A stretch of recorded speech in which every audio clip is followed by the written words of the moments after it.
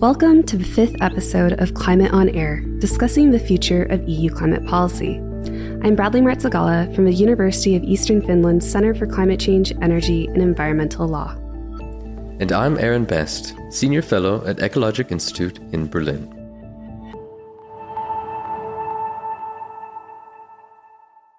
Today, we're discussing the integration challenge, another challenge that is crucial for the EU's climate neutrality transition. In previous episodes of Climate on Air, we've discussed transformative climate policy and identified 4 key challenges on the way towards transformation to climate neutrality: innovation, infrastructure, investment, and integration. Today, we're going to discuss the last of these key challenges, and we're going to find out exactly how climate policy mainstreaming is helping to reach climate neutrality. Today, we have 2 climate policy integration experts in the studio with us, Kati Kulovesi from the University of Eastern Finland and Sebastian Oberthür from Vrije Universiteit Brussels. Kati is a professor of international law and the co-director of the Center for Climate Change, Energy and Environmental Law at the University of Eastern Finland. Her research interests focus on international, EU, and national climate change law.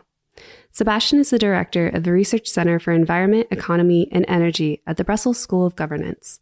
His research focuses on issues of international and European climate and environmental governance. Welcome, Kati and Sebastian. Hi, thank you very much. Nice to be here. Hello. Before diving deeper into the world of climate policy mainstreaming, let's start with your general view on why climate policy integration is so essential for transformative change. Well, perhaps I can get started with that, and might be useful to just think about the structure of the problem of climate change and that it is really cross-cutting across all kinds of sectors of the economy and the society. And I think that makes it necessary to really align the policies across these sectors so that all of them work towards combating climate change and really making a coherent whole. Perhaps also worth mentioning is that there's something that we're calling a sector coupling, that actually the developments in different sectors to combat climate change need to be aligned also in the sense that they are evolving at the same time, and they need to be evolving in a coherent manner also of when you think about electrification. There will be a lot of electrification, for example, in buildings and in the transport sector, but that has repercussions for the power generation sector as well. We will need more electricity, more power, and we'll have to somehow combine these sectors so that also at the technical level, it works well together. Yes, I agree with what Sebastian said. I also think that for the climate transition to happen, it's very important for all main sectors and policy areas to be contributing towards that objective and reducing their greenhouse gas emissions. I think it also has the other side that there can be no such policies in the all main sectors and policy areas that actually increase greenhouse gas emissions. So that's where climate policy integration comes into play. So in order for the transformation to take place, you really need to make sure that all major policy areas are aligned with the transition and all sectors contribute to the change so that it really happens.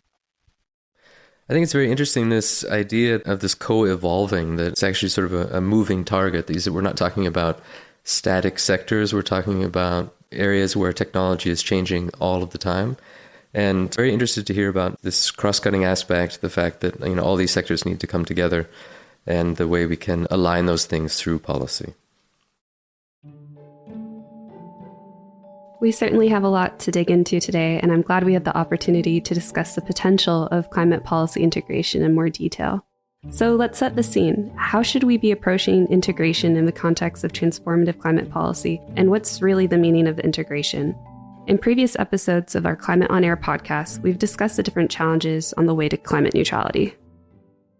Indeed, we've briefly touched upon why climate policy integration is important, but we should also get into the details now. What kind of role does integration play in the transformation? And specifically, what kind of elements should we consider? Okay, let's try to dig a little bit deeper indeed. So there are different sectors and policy areas, as we already mentioned, and they all need to work together to address both the negative effects that could happen when we look across sectors, but also need to maximize the positives. So when we think about negatives, I guess that is relatively easy to think about, right? We should avoid any actions, let's say, in the transport sector where we continue to use fossil fuels, and that would contribute to emissions, and that would obviously be negative. Perhaps what's less easy to understand and therefore requires a little bit of explanation is that we also need to maximize the positives. Let's take, for example, international trade, where it is also clear that international trade can, on the negative side, contribute to increased emissions, but it can, on the positive side, also foster the exchange and the trade in, let's say, renewable energy products or in energy efficient products. Or if you think about agriculture is a major contributor to climate change, to greenhouse gas emissions. But it can also act to store more carbon from the atmosphere in soils and in plants. So there is a positive side also to it that also needs to be maximized. And apart from that, we need to think about all this as a matter of planning and sector integration that then can be taken into account, for example, in the agriculture sector, that we plan that in the longer term and think about how to integrate this in order to address the negatives, but also to maximize the positives. Yes, maybe I can try then to dig a little bit deeper into the legal and governance landscape. So what actually needs to happen there in order to climate policy integration to take place. And one important element there, and I think that it really consists of different elements, but one important element there is having a legal requirement, legal mandate, that when policymakers plan new policies, that they have to take into consideration their climate impact. So that's one of the elements, but only one. In academic research, the idea is often that in order for climate policy integration to take place, it has to really be considered at all stages of the policy process. So when making policies, but also when implementing them. And also I think what is relevant are institutional issues. So whether there are opportunities for different branches of government, different experts in different policy areas and sectors to interact and consider how climate policy considerations could be integrated in those sectors, especially that where this has not really it's happened. Sebastian mentioned trade and agriculture. Both are relevant, as he said, but also both are ones where, for example, in the EU, there is quite a lot of work still to be done. So institutional issues are also such that are highly relevant. So what we would want to achieve ideally is a situation where all branches of government, all institutions, all stages of the policymaking process would take climate objectives into consideration. It sounds like the EU definitely should focus on systematically integrating climate considerations into different policies. It also sounds like there's many challenges and opportunities ahead. Do you think that the current EU policies and actions reflect that objective? Well, certainly I think climate policy integration now is reflected in EU climate policies more than it has been before. And one of the main reasons is that in the spring of 2021, the European climate law was adopted. And this is the piece of legislation that essentially set the 2050 climate neutrality target and enshrined it in legislation. And as part of that law, there is now a new legal requirement for the Commission to consider the objectives of the European climate law when it's proposing new policies or making budget proposals. And that definitely has strengthened the requirement for climate policy integration in the EU.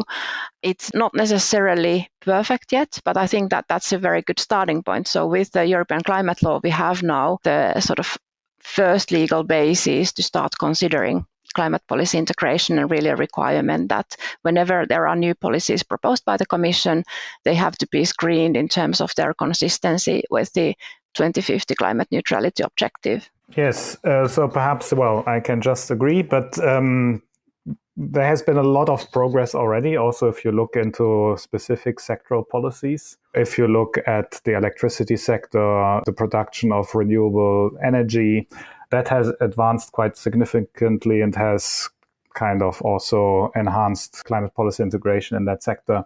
We have recently seen more adoption of transport measures, which has enhanced the climate policy integration in the transport sector. We have seen finance measures, sustainable finance taxonomy, and other measures that have also addressed that sector.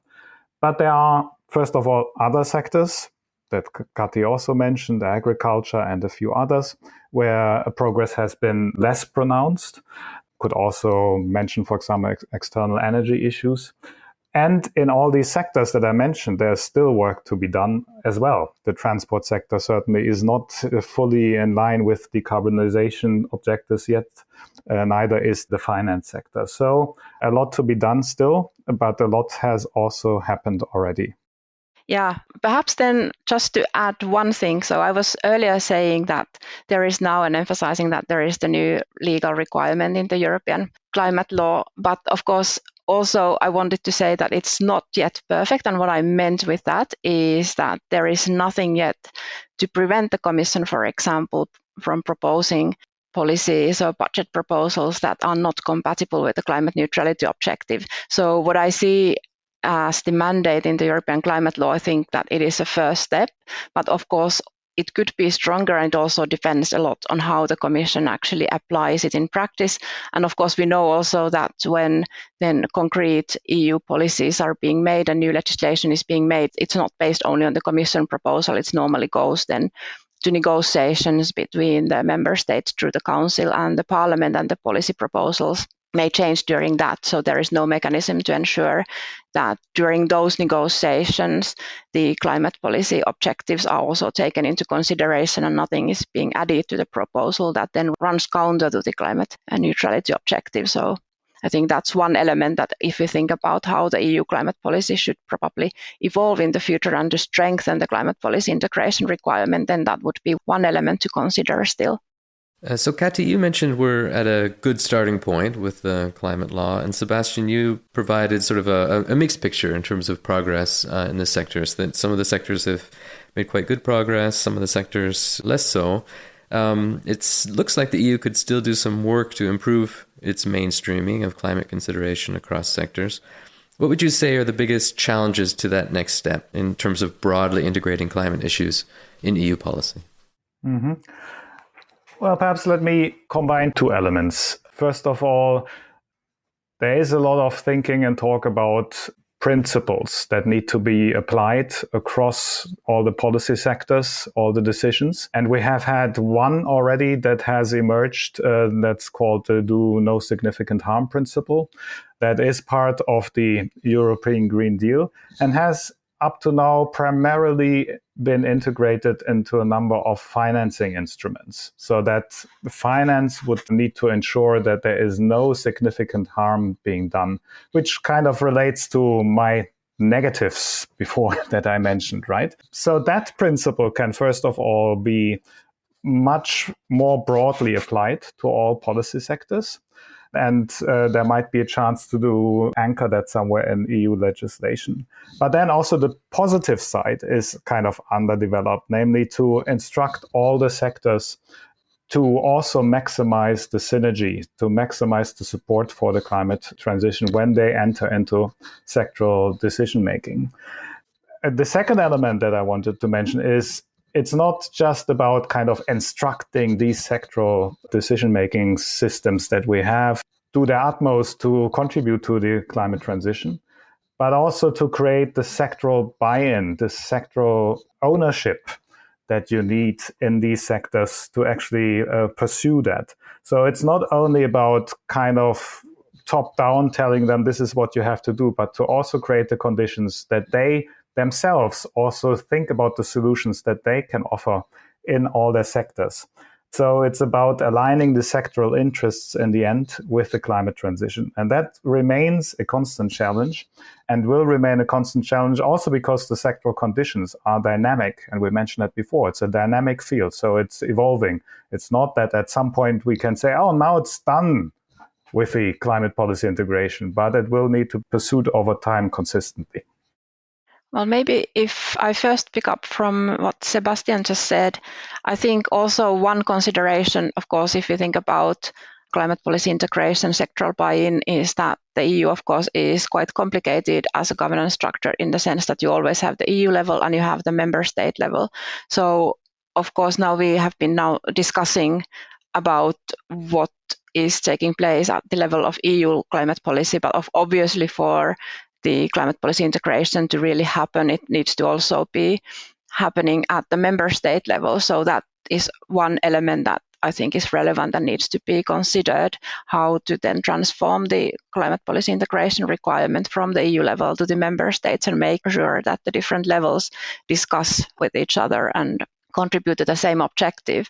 Then another thing, because you were asking about the challenges, then of course another element is that we have been discussing climate policy integration and how important it is to integrate climate objectives into various different sectoral policies. But obviously, when we think about policy making, it's not only about technical integration of things into policies, but there is, of course, the element of public acceptance and whether people actually accept that some climate policy considerations are integrated into sectoral policies. And I think classic example, of course, is, for example, protests in France, but also in other member states concerning climate policies that lead to higher prices of diesel and gasoline. So that, of course, is always the challenge, that when you integrate climate considerations into sectoral policies, you also have to take into consideration the need for public support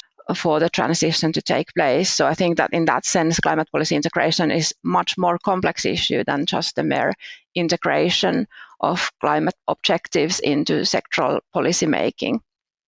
And the EU does have and has taken this, for example, now when legislation for the implementation of the 2030 climate target, the EU has tried to address some of these issues. For example, it has created the new social climate fund, which has been designed especially to compensate for the perhaps negative impact on the public of certain EU climate policies. But I think that as the climate policies become more and more transformative, hopefully in the future, I think that the social elements, the just transition elements, are also relevant and need to be considered as part of the climate policy integration landscape. There's a lot of positives and negatives on this issue, and policymakers are the ones steering things. So how can policymakers maybe steer this development of climate policy integration while also strengthening the social acceptability of policies? There seems to have been a lot of progress in terms of the mainstreaming of the policy objectives, but how can policymakers ensure that the climate objectives are effectively integrated into EU policy across all sectors? Well, I think that I would go back to the mandate included in the European climate law. I think that's a very good starting point. So making sure that all future budget and policy proposals are assessed for their consistency with the climate neutrality objective. But that's, of course, one of the steps required. Then, of course, one thing that is still missing is the assessment of all existing policies. As we've been discussing, there are some sectors like trade, like agriculture, but in various other sectors, there are still policy elements that are not necessarily well aligned with the climate transformation objective. So I think that's one of the issues that still needs to be addressed, and of course links to what Sebastian was discussing about the do no significant harm principle, and the need to make sure that there are no such policies in place that significantly increase greenhouse gas emissions or reduce their removals, and in that sense go against the climate neutrality target.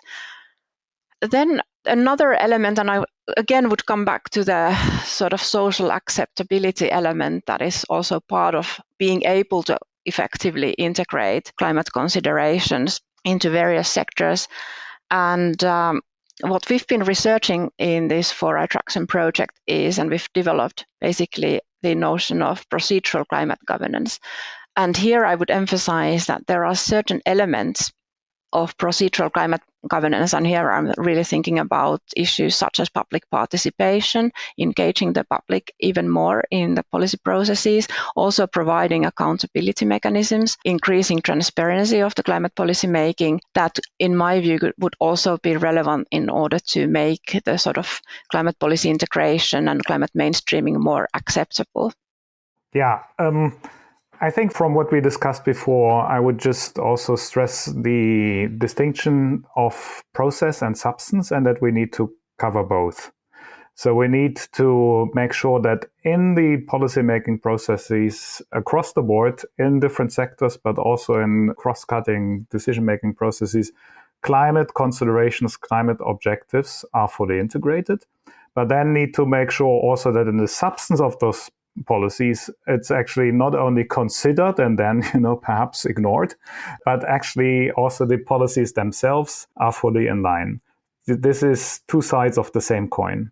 And then perhaps also to stress what Kati already said, public participation, meaningful mechanisms, and they're important to consider again that this is required then at the EU level, but also at the member state level. A lot of this decision making in the end happens at the member state level.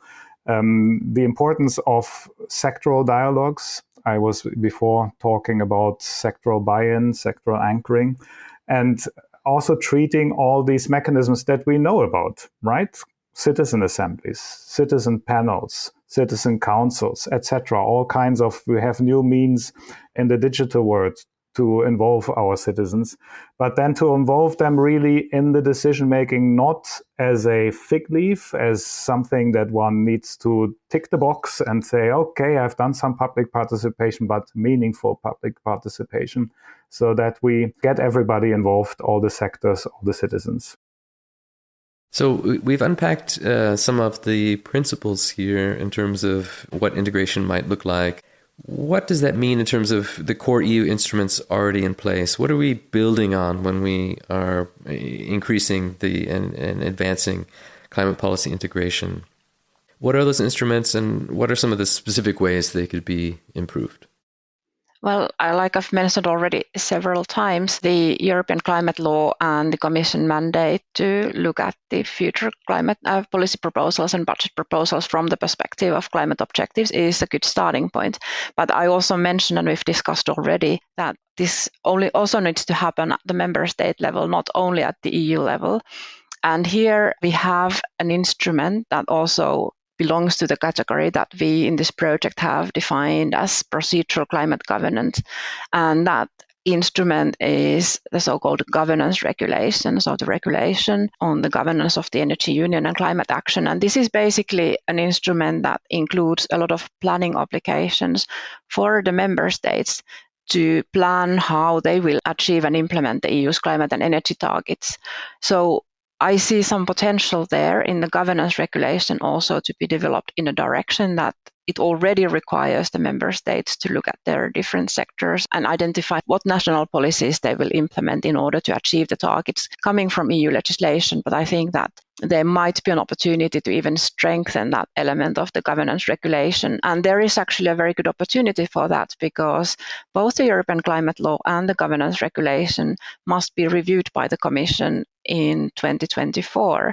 And I think that provides an opportunity to look at both instruments also from the perspective of climate policy integration. So whether the mandate that we now have in the European climate law could be strengthened somehow, and also whether the governance regulation and whether the plans that member states have to prepare under the governance regulation could be developed in a way that would strengthen climate policy integration at the member state level. Perhaps also in terms of creating institutional structures if they are missing at the member state level, and encouraging member states to consider how they could perhaps organize their government in such a way that the different ministries and relevant policymaking organizations would discuss together and consider climate policy integration. Yeah, there's little to be added to what Kati just said. Perhaps we can mention again the principles that we raised before, the do no significant harm principle, but also the principle of kind of a maximum contribution of all the sectors to the climate transition. And the review of these instruments, the European climate law and the governance regulation that Kati mentioned, provide an opportunity to think about how to anchor these principles further and make them speak to the other sectors. But also the other elements, indeed, that we talked about of procedural governance. These are the two main instruments that we have in EU climate policy of the procedural climate governance. And so there is a chance to address these both at the EU level and at the member state level, because these instruments speak to the EU level and the member state level as such. So we can think also about provisions on access to justice, whether we can develop them further, and also these mechanisms of public participation, of sectoral dialogues, etc., that we were mentioning before, that could potentially be brought into these instruments to really foster the use of these mechanisms in the member states, but also by the European Commission and the European institutions. So for 2024, with the climate law review and the governance regulation review coming up, in addition to the European elections coming up, there's certainly a lot coming up in the next year of how climate policy is going to look like in Europe in the future. And when we look at the international dimension of this, what about the EU actions and remaining challenges? How do you find these relate to what's going on in the rest of the world? Right. At this point in time, we just have the COP in Dubai, right? So there is a lot going on internationally also that one could think about. And obviously, international cooperation is important in this respect. Perhaps one thing to mention is that obviously external policy and international policy that the EU is pursuing itself is also an area where increasingly climate considerations and climate objectives need to be reflected and integrated. We have external energy policy where we see tensions with increased capacity to import gas via of liquefied natural gas, etc., where we need to think about the policies. We have the development of hydrogen markets worldwide, where the EU has a strong influence and can pursue more climate policy integration in that. International connections, also grid development across European borders, fossil fuel subsidies that have an international impact. So there is a lot of things that the EU can pursue in its international policies. And obviously, also its internal policies for climate policy integration can set an example for other players worldwide. Yes, I think indeed, if you think about the international dimension, where Sebastian left off is one element that I would definitely highlight. So if you think about the EU climate policy and what the EU has been doing in the past 30 years in the international context, one thing that it has really attempted to do is to sort of lead by example. And I think what is going on in the EU still could be an inspiration, an example for many other countries in terms of setting the climate neutrality target in a legally binding form in legislation, and also including the requirement that we've been discussing for climate policy integration. So I think in that sense, what's going on in the EU internally can also be relevant internationally. But then, of course, there is the other dimension. So how do the EU policies affect the external international developments, and what type of external climate policies the EU does have? And I think that in terms of when we talk about climate policy integration, then two areas that have traditionally been quite problematic in international climate cooperation have been emissions from international aviation and maritime transport. And also I think international trade has traditionally been an area where there's been a lot of discussion whether the trade just increases greenhouse gas emissions, and also whether the EU is sort of externalizing its greenhouse gas emissions by importing lots of goods from China, for example. So I think recent EU policy initiatives have tried to address some of these issues. So I would mention the Carbon Border Adjustment Mechanism, CBAM, that EU has just recently adopted and is putting in place. And this means that for some energy-intensive products that are being imported to the EU from third countries, there's going to be what is effectively a carbon price that is going to be applied at the border. So in that sense, the EU is trying to extend the carbon price signal also to some of the imported products. And then also, what the EU has recently decided to do is to launch an emissions trading scheme for international maritime transport emissions. So in that sense, those are also examples of how EU has been trying to advance climate policy integration, not only internally, but also through its external climate policies. So as we think about how to effectively mainstream climate objectives across all these sectors, and remember this is this moving target, what would be your key messages to policymakers? What should they focus on now and in the near term? So maybe if I would try to identify some of my key messages, the mandate in the European climate law for climate policy integration is a good starting point, but it could be stronger. It's something that could be now considered during the upcoming review of the European climate law, and also, as I just briefly mentioned or previously discussed, the governance regulation and the potential there might be in terms of strengthening climate policy integration at the member state level. So that would be one element that I would highlight. And then, of course, those are targeting future policy proposals, but obviously we know that there are potentially quite a few important policies that are already in place. So there is a need at some point to start looking at the existing policies and to make sure that they are also contributing to the climate neutrality objective. And then, as we've been discussed and as Sebastian has already explained, there are certain sectors in the EU where the climate policy or climate objectives are perhaps a little bit less reflected and where the climate measures are not as strong as in some other sectors. And we've already highlighted agriculture, for example, and trade as ones that might need further consideration. And then finally, I would also pick up the importance of getting social support for the climate neutrality transition and ensuring that public participation, all the things that we just discussed, and I think Sebastian provided previously a very useful listing of the various proposals that could be still strengthened and could be taken forward, both at the EU and member state levels, in order to strengthen social support for the climate transition. Yeah, perhaps if I say kind of the same thing with different words, I would stress again, it needs to be in the process and it needs to be in the substance. One way of getting there is anchoring these principles that we mentioned, do no significant harm and maximum contribution. But also for the process to really have public participation, sectoral dialogues at the EU level, sectoral dialogues at the member state level, but we also need actually dialogues that are across sectors, so more encompassing dialogues, as to really societally anchor the transition and the idea of climate policy integration, but then also to ensure that the policy outcomes, the decisions that are being taken fully align with the objective of climate neutrality and actually also climate resilience when we think about that. So these are kind of the must-haves and that I would recommend.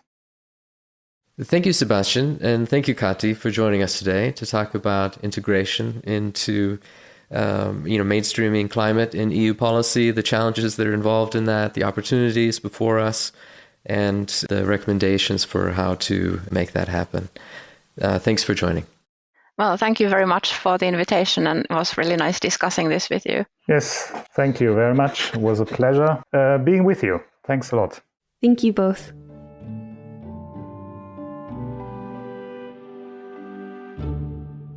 So let's wrap up today's discussion. I think we covered a lot of ground today.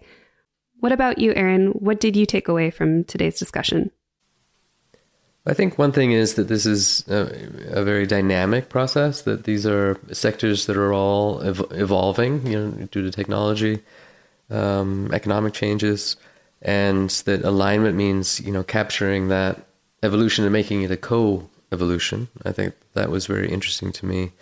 I think we also heard a story of progress today. So it seemed both speakers were saying things are moving in the right direction. We have a good starting point with the EU climate law, but the progress has been partial, and there are some sectors that need to catch up. And I think agriculture and transport were mentioned specifically as sectors where more work needs to be done there. What about you, Bradley?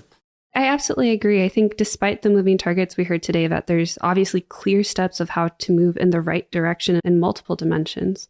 I especially found it interesting the climate law aspects that we discussed with the legal mandates and the legally binding language that's really now reinforcing the consideration of climate impacts on new policies and on budget proposals, and also that really piece of that puzzle of evaluating the missing assessment of existing policies. I also think that 2024 is going to be an exciting year for climate policy in the EU, with elections, review of a climate law, and review of the governance regulations. So lots of interesting things happening at once. Yeah, indeed. And I think it's also interesting that we didn't get into the details of it, but this EU and member state levels and that complex integration of governance within the European Union context. I think one other thing that really came out for me was this aligning of sectoral and societal interests being very important, and the role that procedural governance plays in that. So opportunities for meaningful participation of both citizens and industry participants. Absolutely. And the ownership that's needed in both by sectors buying in and really wanting to make the change or taking the lead on the change, and also of society being validated and really part of the process instead of being heard and ignored. Mm-hmm. So that's it for our discussion of policy integration. Be sure to check out our past episodes on innovation, infrastructure, and investment. And keep an eye out for our next episode as we explore transformative climate policy. Be sure to subscribe to our Climate on Air, discussing the future of EU climate policy podcast on Spotify, Apple Podcasts, Deezer, Amazon Music, or Google Podcasts. Subscribe, review, and thanks for listening. This podcast is part of the 4i Traction project, financed by the European Union Horizon 2020 Research and Innovation Program. For more information, check out our website, www.4itraction.eu. This podcast is produced by Katri Varis, Ricardo Faber, Chiari Mazzetti, Bradley Martzagala, and Aaron Best. Sound design by Lena Apley, graphic and web design by Jennifer Rahn and Beata Vilfargova. Special thanks to Liliana Sala, Nora Kugu, Matthias Duve, and Leon Martini.